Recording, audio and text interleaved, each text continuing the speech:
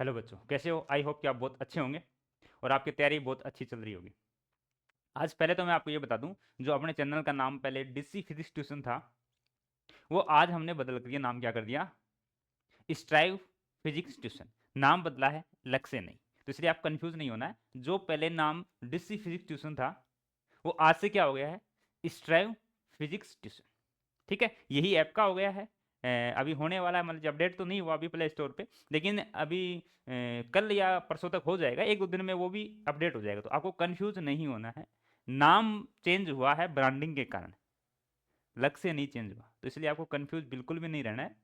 केवल आपको पढ़ाई पे फोकस करना है। ठीक है, जो काम हम डीसी फिजिक्स ट्यूशन पे कर रहे थे, उससे बेटर काम हम किस पे करेंगे, स्टाई फिजिक्स ट्यूशन पे करेंगे। ठीक है, ये ऐप का नाम है, ये चैनल का नाम है। ठीक है, तो इस पर आपको कहीं कंफ्यूज होने की जरूरत नहीं है। नाम हमने चेंज कर लिया। ठीक है, हाँ। आज जो अपना टॉपिक है वो है अल्टरनेटिव करंट। जब हम करंट पढ़ते हैं तो दो टाइप के करंट पढ़ते हैं, एक अल्टरनेटिव करंट पढ़ते हैं, एक डायरेक्ट करंट पढ़ते हैं। तो पहले तो हम जानेंगे अल्टरनेटिव करंट और डायरेक्ट करंट में डिफरेंस क्या है, पहला काम। दूसरा, अल्टरनेटिव करंट में हम क्या क्या पढ़ेंगे, एवरेज वैल्यू पढ़ेंगे, किसकी, करंट की और वोल्टेज की। मेथड एक ही है दोनों का निकालने का, एक जैसा ही मेथड है, इसलिए हम एक को निकाल के देख लेंगे, दूसरे को सेम कर देंगे। दूसरा हम पढ़ेंगे आरएमएस वैल्यू, यानी रूट मीन स्क्वायर वैल्यू, वो निकाल के हम देखेंगे दोनों का, वोल्टेज और करंट का। और तीसरा हम पढ़ेंगे पावर। तीसरा क्या पढ़ेंगे, पावर।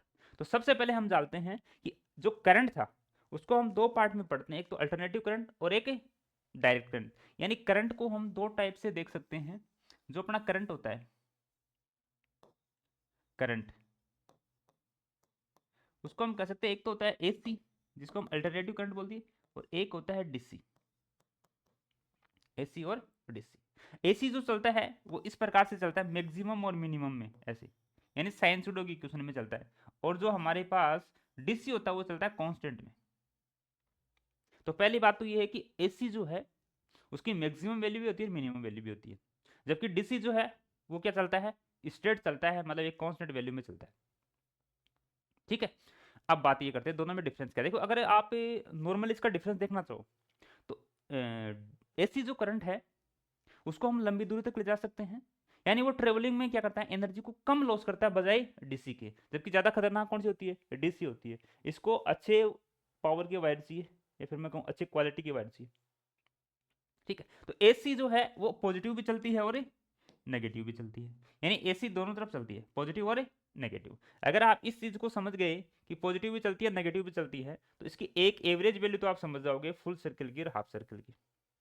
ठीक है, अगर हम इतने इतने की बात कर रहे हैं तो ये हाफ सर्किल है, अगर हम पूरे की बात करें तो ये फुल सर्किल। ये भी ऊपर वाला भी हाफ मान सकते हैं, नीचे वाला भी मान सकते हैं, यानी एक half positive half negative. Clear. आइए अब हम बात करते हैं एसी में सबसे पहले एवरेज वैल्यू की। सबसे पहले बात करेंगे हम एवरेज या मीन वैल्यू, मीन या फिर एवरेज वैल्यू। एवरेज किसकी, करंट और वोल्टेज दोनों की। देखो, एवरेज क्या है कि अगर हमारे पास ऐसे वैल्यू दी हुई हो 5 + 6 + 8 + 10, और इसका एवरेज पूछे तो हम क्या कर देते हैं, सबका सम और डिवाइड कर देते हैं उस नंबर से। लेकिन अगर हमारे पास कंटिन्यूसली कोई नंबर आ रहा है और उसके लिए एवरेज हमारे को जानना हो, तो उसके लिए हम लिखते हैं एवरेज। जैसे मान लीजिए एक्स का निकालना है एवरेज, कोई अपने पास क्वांटिटी है एक्स, और एक्स का क्या है, एक इक्वेशन है हमारे पास, integration of x d t by integration d t. और एक्स जो है वो टी की टर्म में है। जैसे मान लीजिए ऐसे लिख दो 2t + 5, या फिर मैं एक्स को ऐसे लिख लेता हूँ, x equal to a sine omega t, a sine omega t. ठीक है, अब यहाँ पे हम दो सर्कल की बात करेंगे, एक तो फुल सर्किल लेंगे अपन और एक लेंगे हाफ सर्किल। देखो, एक तो लेंगे फुल सर्किल। फुल में क्या करना है आपको, फुल में जैसे मान लीजिए करंट की बात करूं, मैं करंट की बात करूं, तो करंट के लिए क्या लेंगे अपन, जैसे मैं लिखूंगा आई का एवरेज वैल्यू, आई का एवरेज वैल्यू क्या आएगा, इंटीग्रेशन ऑफ 0 से टी, यानी फुल सर्किल को हम टाइम से डिनोट कर सकते हैं। मतलब ये मान सकते हैं कि 0 से लेकर के टी तक जा रहा है, मतलब फुल सर्किल कर रहा है पूरे टाइम पीरियड के लिए। आई आई डी और T divided by integration D और टी 0 से टी। ये तो हो गया हमारे पास फुल सर्कल का एवरेज निकालने का या मीन निकालने का। एक होता है हाफ सर्कल का। अब हाफ सर्कल के लिए क्या करेंगे, हाफ के लिए अपन क्या कर देंगे, टाइम पीरियड को आधा कर देंगे।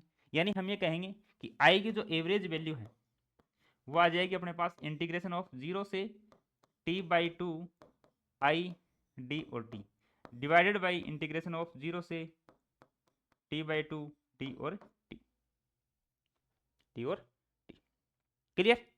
अगर मैं इसमें वोल्टेज की बात करूं तो सेम ही वोल्टेज के लिए आ जाएगा। v का average value equal to integration of 0 से t इंटीग्रेशन ऑफ 0 से t, हाँ 0 से t I D t by 0 से t डी और टी। सेम ही हम हाफ सर्कल के लिए बात कर सकते हैं। हाफ सर्कल की बात करें तो v का जो एवरेज वैल्यू आएगा वो इंटीग्रेशन ऑफ 0 से t/2 v के लिए लिख रहे थे ना, तो v लिखेंगे यहाँ पे v d और t v हाँ ठीक है, v dt by integration of 0 से t/t। ये हमारे पास एवरेज वैल्यू है। इसमें हम किसी भी वैल्यू जो अपने को गिवन है उसको हम रखेंगे, उसका हम एवरेज और मीन यानी एवरेज और मीन वैल्यू हम उसकी फाइंड कर सकते हैं। ठीक है। अब कुछ वैल्यू देखो, हम साइन सूडो इक्वेशन ज्यादा पढ़ते हैं इसमें, तो इसलिए हम कुछ क्वेश्चनों की डायरेक्ट वैल्यू हमें क्या करनी है, अपने को ध्यान रखनी है। जैसे मान लीजिए मैं आपसे ये कहूं कि फुल सर्किल के लिए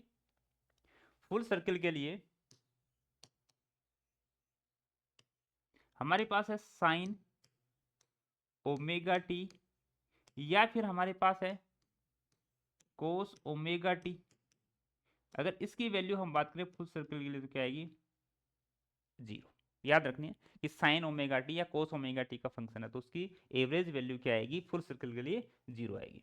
अगर इसी में हमारे पास साइन स्क्वायर ओमेगा टी और हमारे पास कोस स्क्वायर ओमेगा टी है तो उसकी फुल सर्कल के लिए वैल्यू कितनी आएगी, 1/2। उसकी फुल सर्कल की वैल्यू क्या आएगी, देखो इसको निकाल के हम नहीं देखेंगे अभी, क्योंकि हमें क्या है अभी रिवीजन करना है इसका चीज़ों का, तो अभी हम उसको निकालने बैठेंगे तो पूरी क्लास उसी में हो जाती है। ठीक है। हाँ बाकी आना चाहिए आपको थोड़ा बहुत निकालना, उसका थोड़ा सा हम चर्चा कर लेंगे निकालने की। हाँ sine square omega t cos square omega t equal to 1/2। इसी प्रकार से अगर आप हाफ सर्कल के लिए देखो, ये तो फुल सर्कल के लिए लिखा मैंने, अगर मैं इसको बोलूं कि हाफ सर्कल के लिए एवरेज क्या आएगा इसका, तो देखो हाफ के लिए जैसे मान लीजिए मैं लिखूं साइन ओमेगा टी का average equal to cos omega t, तो नहीं लेंगे, साइन ओमेगा टी की वैल्यू आएगी 2/पाई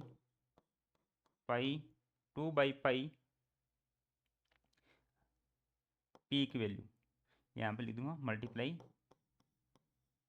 पी की वैल्यू। ये पी की वैल्यू हम देखेंगे क्या होती है। ठीक है। अगर हम कोस की बात करें फुल सर्कल के लिए तो कोस ओमेगा टी की वैल्यू आ जाएगी फुल सर्कल के लिए 0। अगर हम साइन स्क्वायर की बात करें तो ये दोनों वैल्यू वापस सेम आ जाएंगे, चाहे फुल हो चाहे हाफ हो, ये वैल्यू सेम, चाहे फुल हो चाहे अपने पास ये हाफ हो। ठीक है। तो इस वैल्यू को हमें क्या करना है, ध्यान रखना है, इस वैल्यू को क्या करना है, ध्यान रखना है। आइए अब हम इसको क्या करते हैं, थोड़ा सा और चर्चा करते हैं इस पर। जैसे मान लीजिए हमारे पास एसएचएम की इक्वेशन होती है जिसमें हम साइन सूडो इक्वेशन इंक्लूड करते हैं, वो होती है x equal to a sine omega t, a sine omega t. यहाँ पे देखिए ये है इसका डिस्प्लेसमेंट, ये क्या है इसका डिस्प्लेसमेंट, ये क्या है इसका एम्पलीट्यूड यानी जिसको हम पीक वैल्यू बोलते हैं। ठीक है, जिसको हम पीक वैल्यू बोलते हैं ना, अभी लिखा मैंने पीक वैल्यू, ये अपने पास पीक वैल्यू है। ठीक है। और ये ओमेगा टी है यहाँ पे फेज, ये ओमेगा टी क्या है यहाँ पे फेज। अगर इसके साथ इस प्रकार से लिखा जाए x equal to a sine omega t plus five, omega t plus five, omega t plus five, तो ये क्या है हमारे पास इनिशियल फेज, इनिशियल फेज।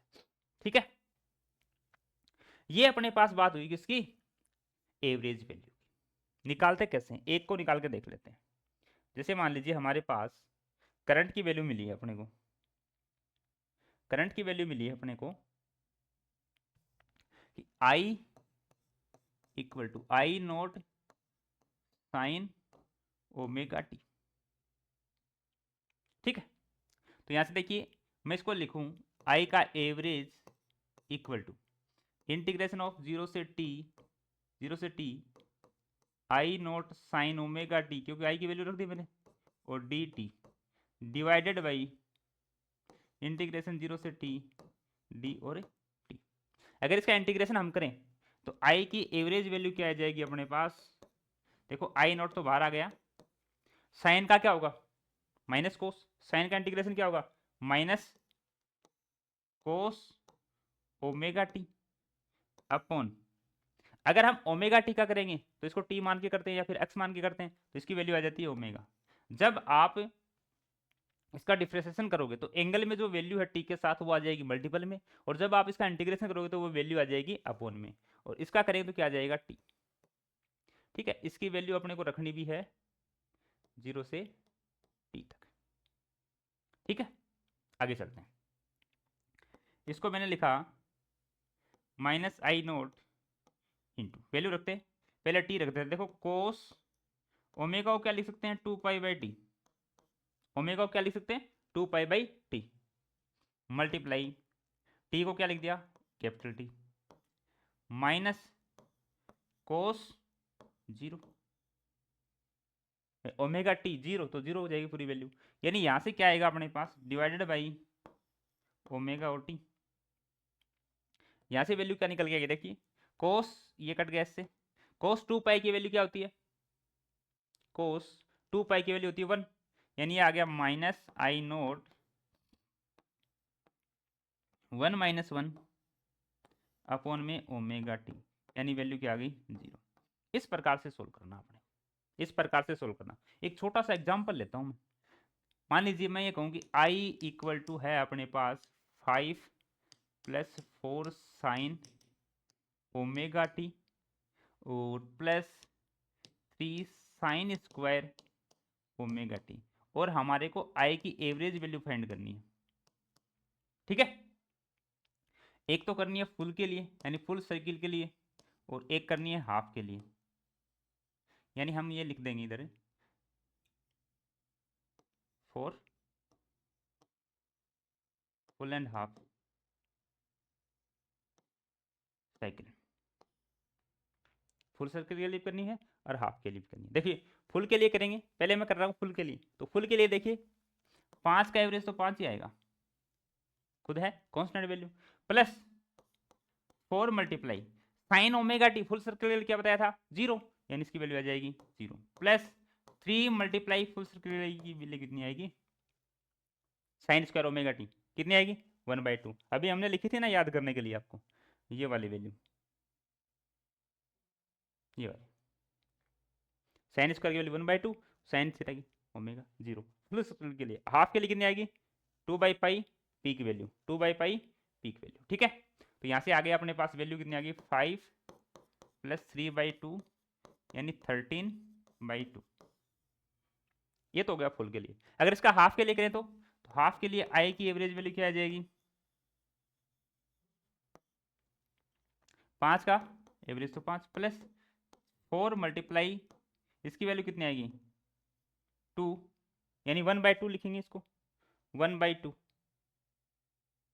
कहाँ गया, हाँ 2/π 2/π ये पीक वैल्यू इसकी, तो 2/π पीक वैल्यू प्लस 3 × 1/2, यानी हमारे पास वैल्यू आ गई 3 10 13/2 प्लस 8/π। इस प्रकार से हम डायरेक्ट वैल्यू निकाल सकते हैं जब हमारे पास ये याद। क्लियर, आगे चलते हैं अपन आरएमएस वैल्यू। आरएमएस वैल्यू क्या होती है, तो देखिए आरएमएस वैल्यू को अगर हम लिखना चाहें तो उसको लिख सकते हैं RMS value, RMS value. RMS value क्या होती है? RMS वैल्यू होती है, जैसे मान लीजिए मैं लिखूं x RMS, RMS equal to, तो x की p की वैल्यू यानी x नोट बाई रूट। तरीका क्या होगा?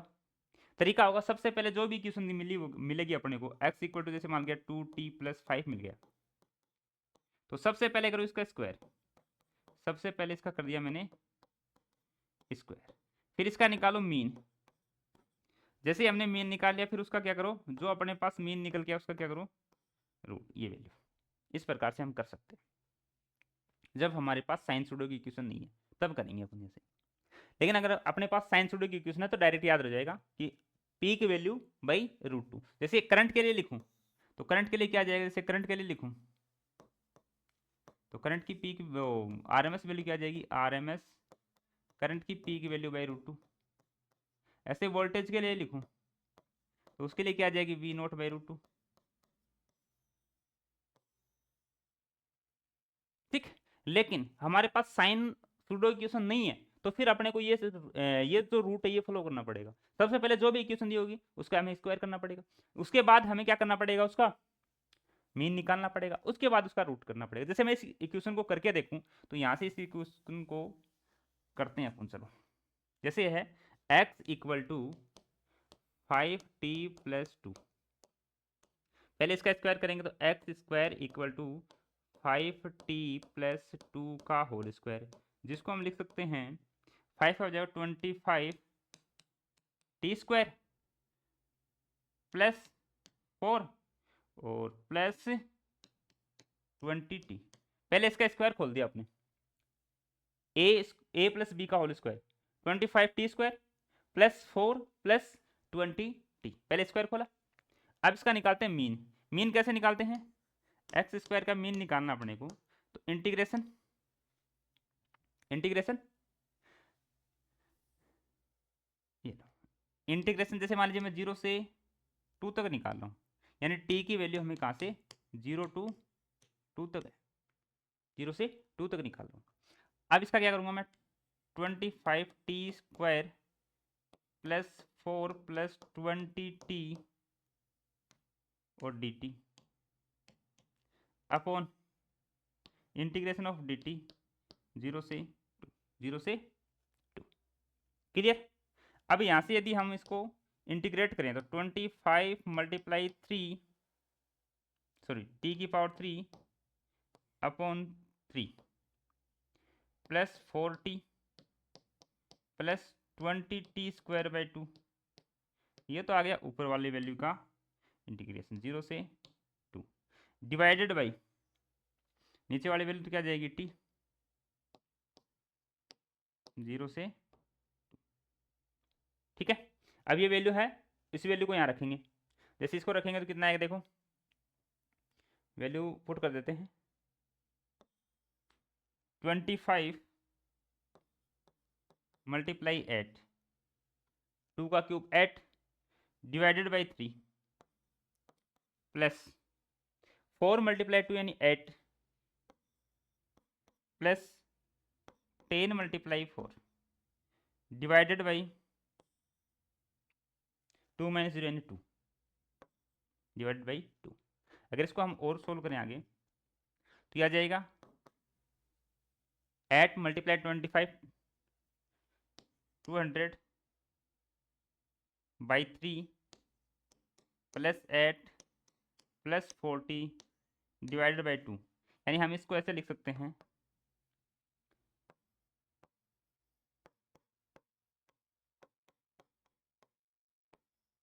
ये लो, इसकी कैलकुलेट कर दिया, यानी 3 एलसीएम लेकर फिर इसको नीचे भेज दिया।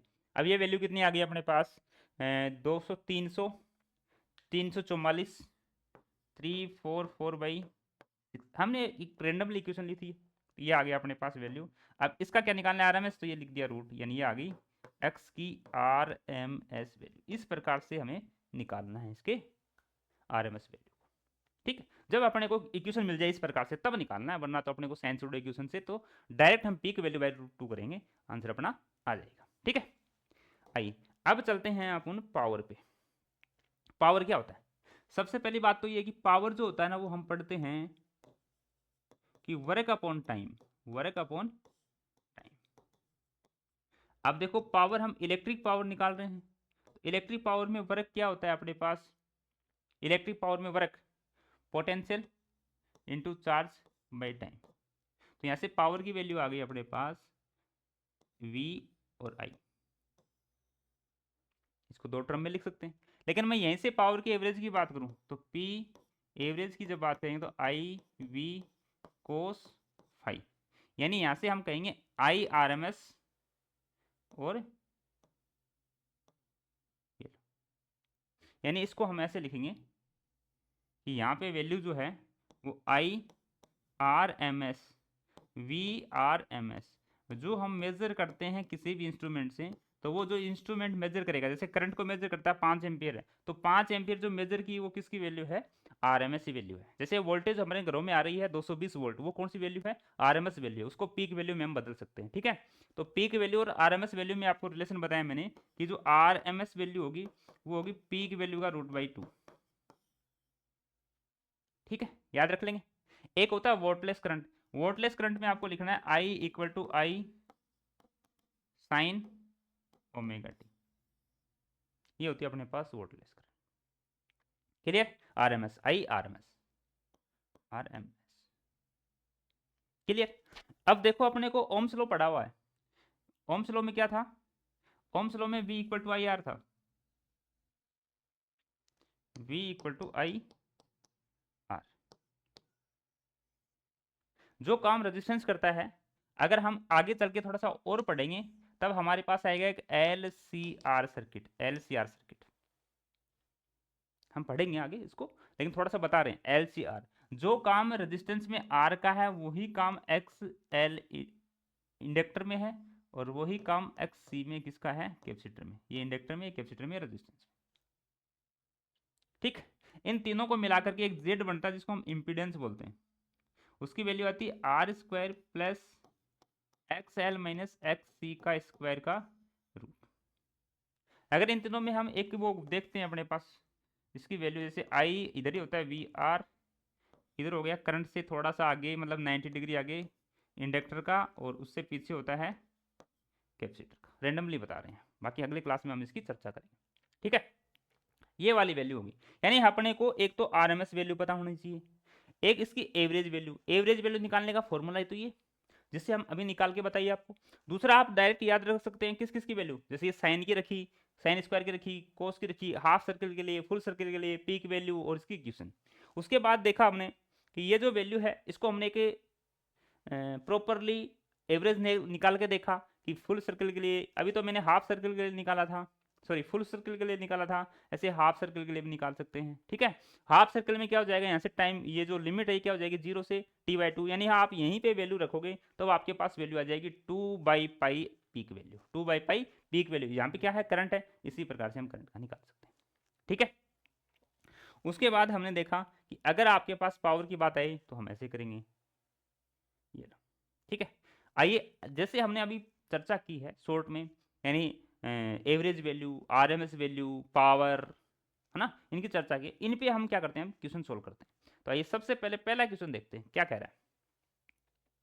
ए small single voltage VT V0 sin omega t is applied across a ideal capacitor, capacitor में हमने अप्लाई किया। तो अभी हमने एक रेंडमली क्या बनाया था ग्राफ, इस प्रकार से कि करंट ऐसे रहेगा और उसका वोल्टेज जो है C का वो ऐसे रहेगा, मतलब पीछे रहेगा कौन? वोल्टेज। तो लेग कौन करेगा? वोल्टेज। पहला ऑप्शन क्या कर रहा है? Current lag voltage VT 90 degree, मतलब गलत बात होगी।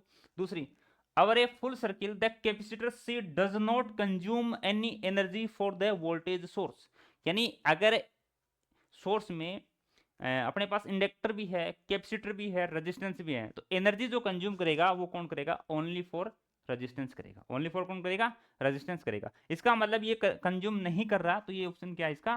करेक्ट है। इसी प्रकार से अगले वाली दोनों बातें हैं, 180 पे तो बिल्कुल नहीं होती, 90 पे होती है। अगर हम बात करें वोल्टेज के इंडक्टर की तो वो आगे होता है, कैपेसिटर की बात करें तो वो क्या होता है? पीछे होता है, जो हमने अभी दिखाया आपको।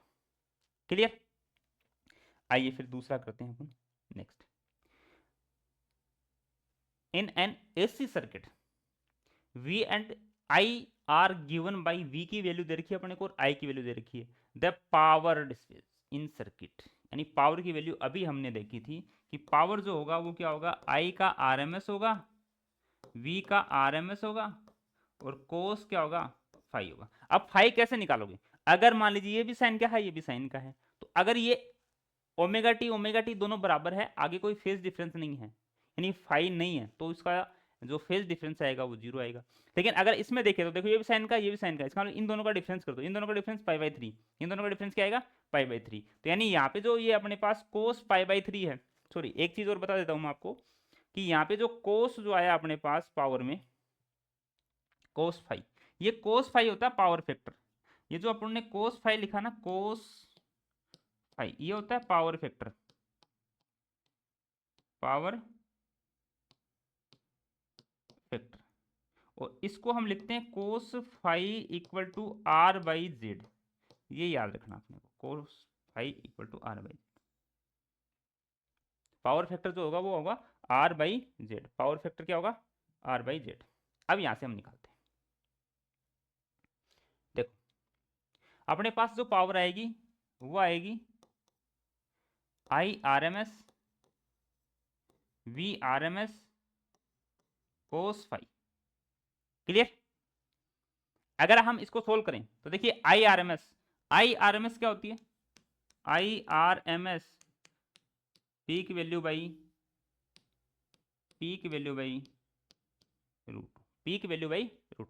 इसका मतलब इसकी भी पीक वैल्यू ये रही अपने पास, ये वैल्यू आती है, पीक वैल्यू होती है ना, ये पीक वैल्यू रही, इसमें रूट टू का डिवाइड करेंगे आरएमएस आ जाएगी, और आगे क्या लिखेंगे, कोस फाई की वैल्यू।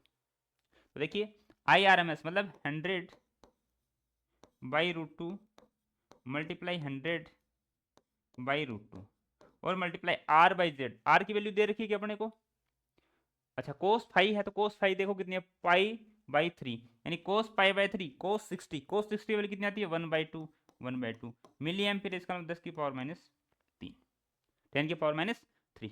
देखो ये हो जाएगा 2, ये हो जाएगा 2, 4 हो जाएगा, तो 100 मल्टीप्लाई 100 मल्टीप्लाई 10 की पावर माइनस 3 डिवाइडेड बाई 4, यानी ये अगर हम सोल्व करें तो 10/4 आएगा, और जिसकी वैल्यू आएगी 2.5 वोल्ट, 2.5 वोल्ट कर सकते हैं। चलो और आगे वाला क्वेश्चन देखते हैं। An alternative current in a circuit is given this, the RMS value and the frequency of the current represent in respectively. देखो अल्टरनेटिव करंट अपने को गिवन है, उसमें अपने को बताना है तो आरएमएस वैल्यू, आरएमएस वैल्यू क्या है, अभी हमने देखा था कि पी की वैल्यू में रूट टू का डिवाइड कर दो, अब इसमें करंट है तो करंट की value I naught by root two का डिवाइड कर दो, वही क्या आएगी, I R M S, I की वैल्यू कितनी है 20 by root two, 20 by root two, यानी 10√2 आ जाएगा। जैसे इसको मैं सोल्व करूं तो 20, ये लो तो आ जाएगा 10√2, 10√2, 10√2 दो ऑप्शन में है तो दो तो कट गए अपने पास, दो ऑप्शन में बच गए अपने पास। अब इसकी फ्रीक्वेंसी यहाँ से ओमेगा टी, यानी 2 पाई फ्रीक्वेंसी याद है आपको, एसएचएम में पढ़ा होगा, 2 pi frequency equal to omega. अब यहाँ पे 2 पाई फ्रीक्वेंसी की वैल्यू अपने पास है 100 पाई, तो ये देखो पाई से पाई 2 से 50 टाइम, यानी फ्रीक्वेंसी कितनी आएगी 50, तो फ्रीक्वेंसी 50 मतलब सी ऑप्शन करेक्ट, क्लियर। चलो और करके देखते हैं एक बार, ये देखिए alternative voltage is represent as E equal to 20 sine 300 t, the average value of voltage over 1 cycle. अगर आपने ये वर्ड पढ़ लिया उसके बाद आप सॉल्यूशन नहीं करोगे तो भी आंसर आ जाएगा। 1 साइकिल, 1 साइकिल में हमने देखा चाहे वोल्टेज हो चाहे करंट हो दोनों की वैल्यू क्या आती है 0, 1 साइकिल में 0 आती है एवरेज वैल्यू, एसी करंट में 1 साइकिल में एवरेज वैल्यू क्या आती है 0 आती है, जो हमने निकाल के भी देखा था। नेक्स्ट पावर डिस्पेस, ये इसको लास्ट में करेंगे एक बार। ये देखिए alternative current RMS value 10 ampere, RMS value कितनी है 10 एम्पियर है, pass through the 12 ohm resistance the maximum potential, मतलब पीक वैल्यू। एवरेज करंट है तो एवरेज वोल्टेज आएगा अपने पास, पीक करंट है तो पीक वोल्टेज, मतलब हम ये कहेंगे कि V equal to I R. अगर ये पीक वोल्टेज है तो इसको पीक करंट लेना पड़ेगा आपको। अगर ये RMS है, यानी वोल्टेज किसका है, RMS का, यानी RMS, तो ये भी क्या लेना पड़ेगा, IRMS। ठीक है, तो यहां से हमारे पास RMS से तो RMS वैल्यू आएगी, अगर उसको √2 से मल्टीप्लाई कर देंगे तो पीक वैल्यू आ जाएगी, क्योंकि हमें पता है कि RMS जो वैल्यू है वो क्या होती है, पीक वैल्यू का √2। पीक वैल्यू का मतलब मैक्सिमम वैल्यू, मैक्सिमम वैल्यू। तो यहां से अगर मैं वैल्यू रखूं करंट की, तो देखो V जो है वो RMS आएगा, RMS। तो IRMS की वैल्यू कितनी है, 10/12, 10/12। ठीक है, अच्छा पोटेंशियल डिफरेंस होता है V equal to I R, तो ये आ जाएगा V equal to I 10 multiply 12, और ये आ गया अपने पास RMS। कौन सी वैल्यू आई है, RMS। अगर इसको मैं सोल्व करूं, VRMS इक्वल टू 10 मल्टीप्लाई 12, तो ये वैल्यू आ गई 120 वोल्ट। ठीक है, लेकिन ये कौन सी RMS, इसका पीक वैल्यू बनाना है अपने को, तो इसका पीक वैल्यू बनाने के लिए इसको √2 से मल्टीप्लाई कर देते हैं, यानी इसकी वैल्यू मैं रखूँ √2 की, 1.414 लिख देंगे, मैंने 1.2 ली, यानी 1.4 ली, तो 12 मल्टीप्लाई 14, यानी अप्रोक्स कितना आएगा, 28, यानी 8, और फिर 14 मतलब 16, यानी 168 के आसपास, 168 मतलब 169.68, इसमें 1.414 अगर पूरा हम लेंगे तो कैलकुलेट करने पे ये वैल्यू आ जाएगी अपने पास। अगर हमने अप्रोक्स वैल्यू ली तो अपने पास अप्रोक्स 168 आई। ठीक है, कर सकते हैं, और देखते हैं।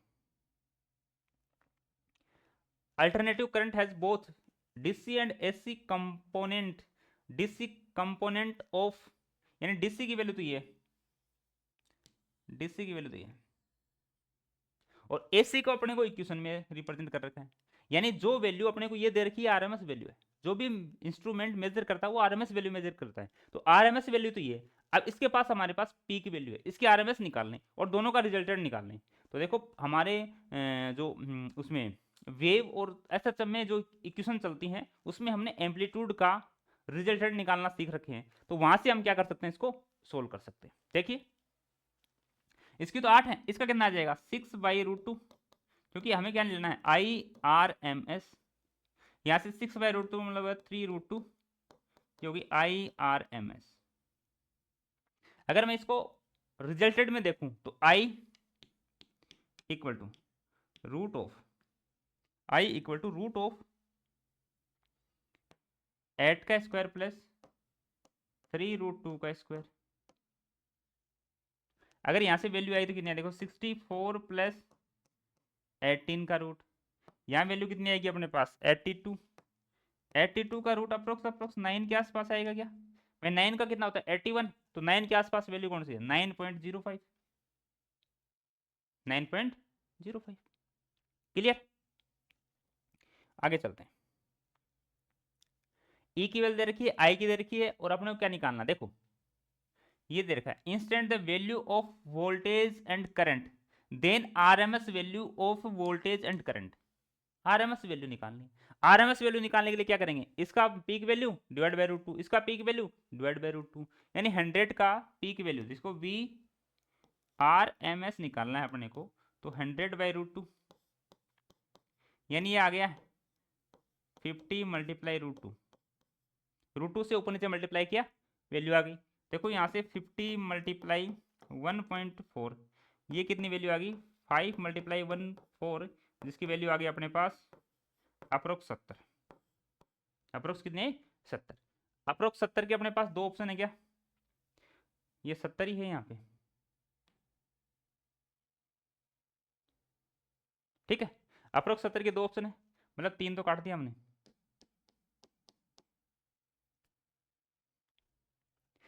क्या दूसरे की कितनी आएगी 70 आएगी, लेकिन ये किस में है एम्पियर यानी मिली एम्पियर में, ये एम्पियर में है ये मिली एम्पियर में, मतलब कौन सा ऑप्शन सही है फर्स्ट ऑप्शन। यूनिट का भी ध्यान रखना है ना, कई बार यूनिट के साथ चालाकी करते हैं तो क्वेश्चन क्या कर देगा फिर गलत हो जाएगा। नेक्स्ट, अपने पास वोल्टेज की दे रखी है, फ्रीक्वेंसी दे रखी है, applied the register the instantaneous value of voltage, मतलब हमारे को इसमें से क्वेश्चन बनानी है कि हमारे पास वोल्टेज की वैल्यू क्या आएगी। तो वोल्टेज को देखो क्वेश्चन ऐसे लिखते हैं अपन, V equal to V naught sine omega t. अब वी नोट मतलब पीक वैल्यू, अब पीक वैल्यू इसमें कौन सी है, जो भी मेजर करता है वो होती है आरएमएस वैल्यू, इसका मतलब 220 क्या है आरएमएस वैल्यू है, ये तो अपने पास आरएमएस वैल्यू, इसका पीक वैल्यू करेंगे तो क्या करेंगे, इसको √2 से मल्टीप्लाई कर देंगे, इसको √2 से मल्टीप्लाई कर देंगे। पीक से हमें क्या निकालनी आरएमएस निकालनी तो डिवाइड कर देंगे, और आरएमएस से पीक निकालनी है तो मल्टीप्लाई कर देंगे। तो यहाँ पे मल्टीप्लाई करेंगे तो कितना आएगा अपने पास 200√2 साइन ओमेगा, ओमेगा क्या होता है 2 पाई फ्रीक्वेंसी, देखो ओमेगा की जो वैल्यू होती है वो हमने वहां पढ़ रखी है 2 पाई फ्रीक्वेंसी, तो 2 पाई फ्रीक्वेंसी की वैल्यू 50 है, तो यानी 100 पाई हो गया, कितना हो गया 100 पाई, 100 पाई और टी, ऐसा ऑप्शन ढूंढ लो वही आंसर है। तो देखिए पी की वैल्यू दो ऑप्शन में है, तो पहले तो ये दो ऑप्शन कट गए, उसके बाद एक में है 100 पाई, एक में है 50 पाई, तो ये कौन सा आ गया 100 पाई वाला, first option is correct.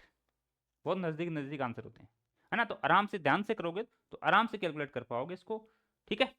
Next,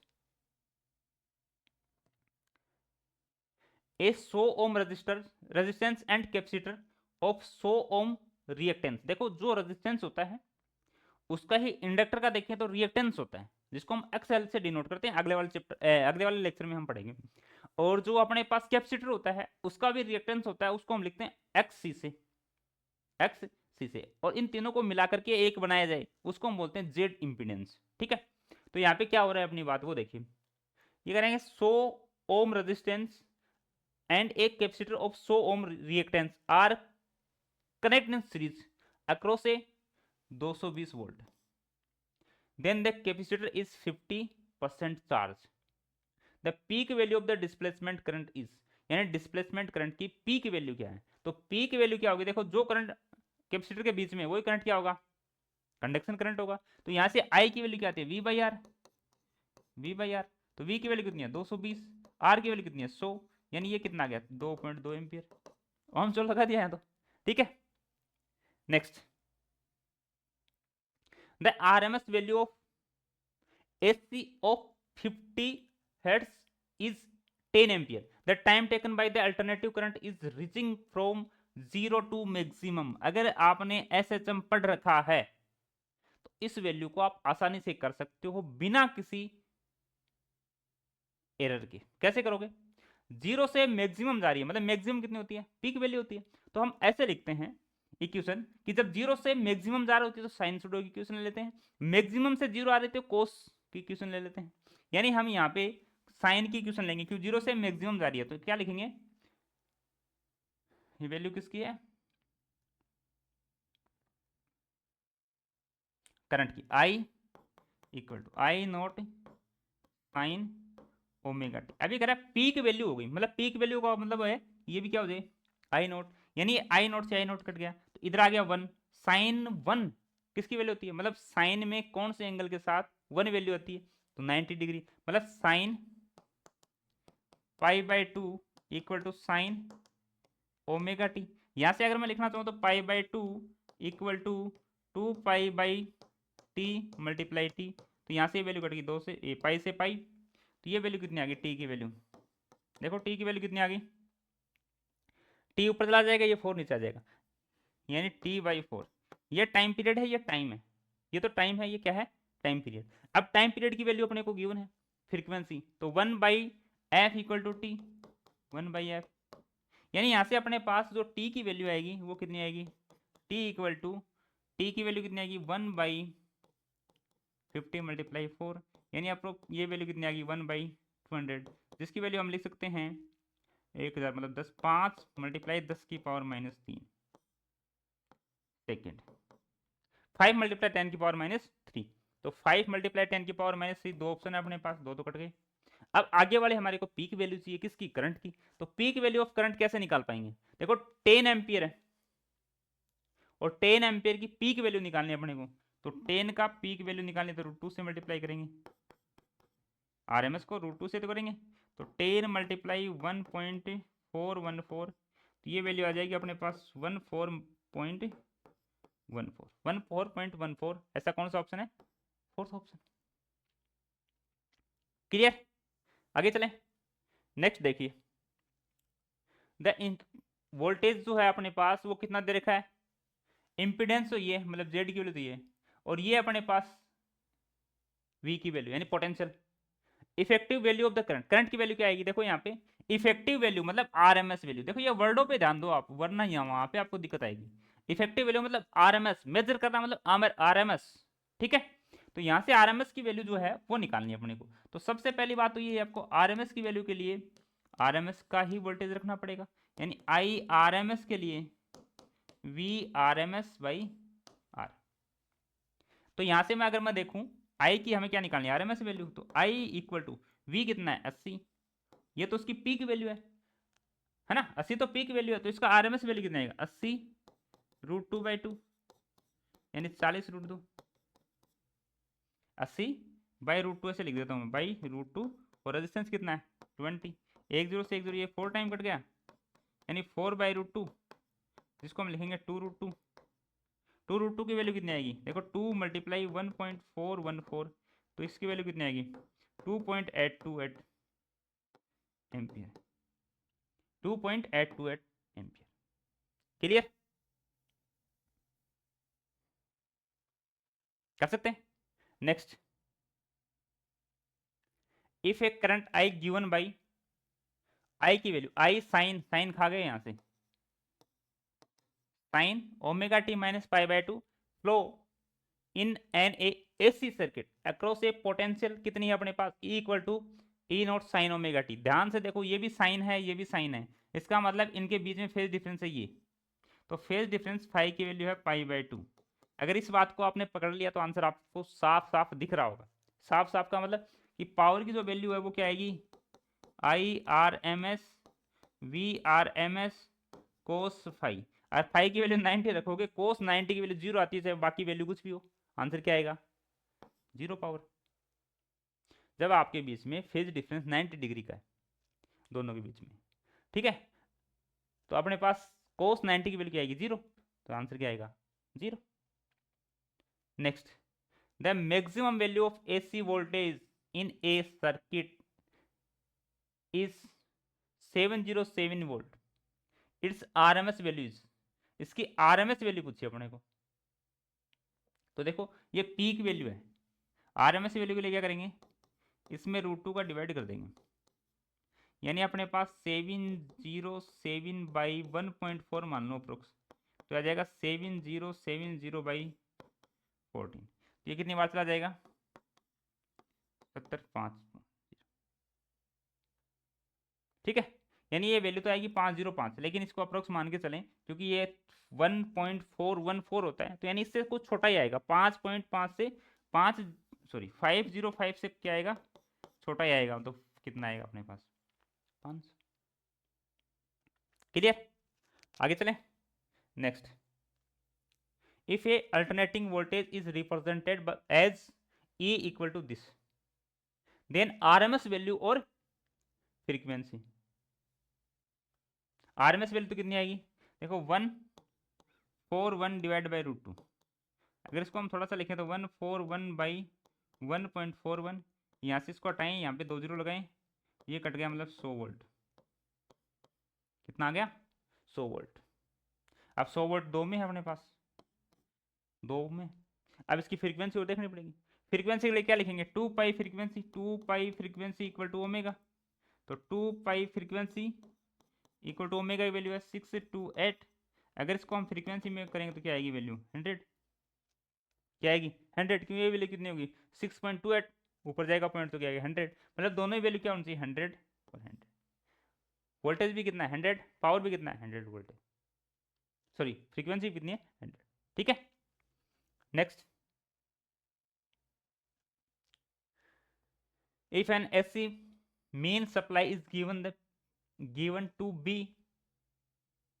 220 volt. What would be the average EMF during a positive half circle? Half circle के लिए हमने वैल्यू निकाली थी एवरेज, याद है क्या? कुछ ऐसी वैल्यू निकाली थी 2/π/v पीक वैल्यू। ठीक है, तो पहली बात तो ये कि ये पीक वैल्यू नहीं है। ये कौन सी वैल्यू है? सप्लाई वैल्यू, मतलब ये क्या मेजरमेंट की वैल्यू, मतलब आरएमएस वैल्यू है। आरएमएस वैल्यू को पीक वैल्यू में बदलो पहले तो। देखो वी का एवरेज निकालना अपने को, तो 2/π मल्टीप्लाई पीक वैल्यू जो है, सॉरी एवरेज जो आरएमएस वैल्यू है उसको पीक वैल्यू में बदलेंगे तो उसको √2 से मल्टीप्लाई कर देंगे। अब जो वैल्यू उसको क्या करो, सोल्व करो। देखो 440 √2/π को क्या लिख देंगे 22 × 7, ये इससे कटेगा कितनी बार 20 टाइम, मल्टीप्लाई 1.4 × 7, तो ये कितना आ जाएगा 41414, एक पॉइंट का एक जीरो हटा देंगे तो 44, यानी अप्रोक्स कितना आएगा 196 से बढ़ा जाएगा। अगर ऑप्शन देखें तो 198 है, इसका ऑप्शन है फर्स्ट। ऑप्शन क्या है? फर्स्ट। आगे चलते हैं। नेक्स्ट देखो, in a circuit the value of the alternative current is measuring by hot wire ammeter as peak value. अभी इसको मैं क्या बताऊंगा, आंसर निकाल दोगे इसका? Next, an source of rate 220 volt 50 hertz, the time taken for voltage to change from its peak value to zero. Peak value से zero होने के लिए कितना टाइम लेगा वो देखना। तो देखो पीक से जीरो आ रहा है, मतलब मैक्सिमम से जीरो की तरफ आ रहा है, कौन सा इक्वेशन लेंगे? कोस का, यानी हम लिखेंगे क्या, वोल्टेज है क्या, V = V0 कोस ओमेगा टी। जीरो हो रहा है मतलब वोल्टेज जीरो कर देंगे यहाँ पे, तो ये वैल्यू जीरो आ जाएगी, तो 0 = कोस ओमेगा टी, यानी कोस में जीरो किसकी वैल्यू होती है? जीरो की होती है, लेकिन हम तो यहाँ से जीरो निकाल नहीं सकते। इसका मतलब हम क्या करेंगे, उल्टा निकालेंगे, क्योंकि वैल्यू नहीं निकाल पाएंगे यहाँ पे, तो वैल्यू नहीं निकाल पा रहे तो उल्टा करेंगे। उल्टा का मतलब है कि इसको अगर हम मीन से मैक्सिमम तक भेज रहे हैं और मैक्सिमम से मीन ला के आ रहे हैं, तो वापस वो वैल्यू तो वही आ रही है ना, टाइम की वैल्यू तो वही आ रही है। अगर टाइम की वैल्यू वही आ रही है तो इसका मतलब साइन ही यूज कर दें, तो V = V0 sin omega T, और साइन ओमेगा टी यूज करते हमारे पास आ गया 1 = sin ओमेगा टी, यानी हमारे पास ओमेगा टी की वैल्यू क्या आ गई π/2, और इसकी वैल्यू अभी हमने निकाली थी जैसे 2π/t मल्टीप्लाई t = π/2, ये कट गए दोनों, तो t की वैल्यू क्या आएगी अपने पास t/4, और फ्रीक्वेंसी के टर्म में है तो अपने पास 1/200, जिसकी वैल्यू अप्रोक्स कितनी आई थी 5 × 10⁻³ सेकेंड। अभी थोड़ी देर पहले निकाली थी ना हमने, 5 × 10⁻³ सेकेंड। क्लियर? नेक्स्ट देखिए,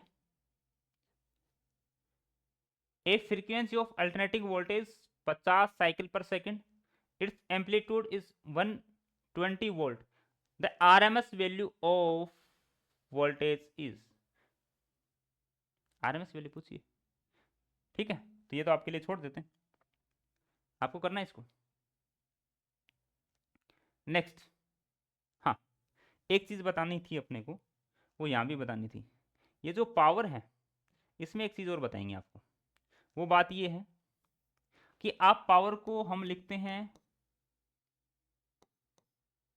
IV,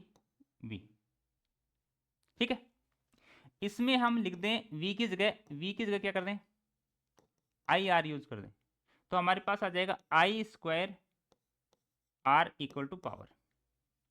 क्लियर? अब I की वैल्यू देखो, I की वैल्यू जो होती है वो वोल्टेज अपॉन क्या होती है, रेजिस्टेंस। लेकिन अगर हमें केवल और केवल रेजिस्टेंस है तो हम क्या लिखते हैं, ओनली रेजिस्टेंस है अपने पास, तो I की वैल्यू लिखते हैं V/R। अगर ओनली अपने पास इंडक्टर है तो हम I की वैल्यू लिखते हैं VL/VXL। अगर हमारे पास केवल कैपेसिटर है उसके लिए लिखते हैं VC/XC। क्लियर? अगर अपने पास तीनों हैं तो हम क्या लिखते हैं V/Z लिखते हैं, और Z अभी हमने चर्चा की थी, Z क्या होता है, तीनों का रिजल्टेंट, जो हम अगले वाले क्लास में हम उस पर चर्चा करेंगे किस प्रकार से उसको निकालना है। ठीक है, तो यहाँ पे आपको ये समझना है, ये वैल्यू आती है V/Z, यानी V² ZR, ठीक है, जेड का स्क्वायर आर, ये होगी पावर, एक टर्म ये भी होगी अपने को कैलकुलेट करने के लिए। इसी से हमें क्या करना है, इस इक्वेशन को सोल्व करना है। यही जो क्वेश्चन है इसको सोल्व करेंगे। तो यहाँ से देखो अपन ने वैल्यू जो निकाली है वो ये है, ये देखो V square by Z square into R, मतलब इसमें पावर जो है वो डायरेक्टली वी स्क्वायर पे डिपेंड कर रहा है। तो यहाँ से अगर हम देखें इसको, यहाँ पे देखो ट्रांसमिटेड एसी पावर शुड, अच्छा, transmission line when the voltage is stepped up an time, voltage को हमने एन टाइम बढ़ा दिया या एन टाइम चेंज कर दिया, तो पावर कितने टाइम चेंज होगी, तो पावर देखो कितने टाइम चेंज हो जाएगी, एन स्क्वायर टाइम, क्योंकि पावर जो है वो किस पे डिपेंड कर रही है, वी स्क्वायर पे। तो वी को आपने एन मल्टीप्लाई किया तो ये क्या हो जाएगा, V time step up and down हो जाएगी, ये वैल्यू कितनी आ जाएगी, डिक्रीज एन स्क्वायर, ओ भाई साहब decrease N square. Clear, next, next तो थैंक यू आपके लिए। अब देखो एक क्वेश्चन आपने छोड़ा था बीच में, उसको अब देखते हैं। ये हमने कॉन्सेप्ट बताई, उसके बाद आप कर सकते हो इसको। पावर अभी जो निकाला है, power equal to V square by Z square और आर, एस फॉर्म में जो भी है वैल्यू वो लिख लो, यानी वी स्क्वायर की जगह क्या दे रखा है, ई, तो ई स्क्वायर, आर की जगह आर ही है, अपॉन अपॉन जेड की वैल्यू क्या होती है, जेड की वैल्यू होती है Z equal to R square plus X L minus X C का स्क्वायर का रूट। क्लियर, तो यहां मैं लिख देता हूं रूट, और रूट पे जैसे स्क्वायर लगेगा क्योंकि जेड स्क्वायर है ना, जेड स्क्वायर है तो रूट पे स्क्वायर लगेगा तो हट जाएगा, तो R square plus X L minus X C का स्क्वायर।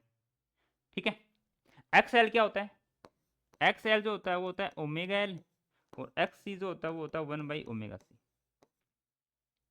इसको अगर हम रखेंगे तो ये वैल्यू वैल्यू कौन सी आ रही है, देखो R square L omega minus 1/सी ओमेगा का स्क्वायर, यानी फर्स्ट ऑप्शन इसका करेक्ट आ रहा है। ठीक है, आई होप कि आज की ये बातें आपको समझ आई। हमने एकदम शॉर्ट में रिवीजन टाइप में एक क्लास, ठीक है, तो ये जो क्लास थी उससे हमने सीखा average, RMS, power. Next class, ठीक है, अब जो बच गया वो किस में सीखेंगे, नेक्स्ट क्लास में। तो आइए आज के लिए इतना ही, मिलते हैं नेक्स्ट क्लास में, तब तक के लिए बाय, ओके, थैंक यू।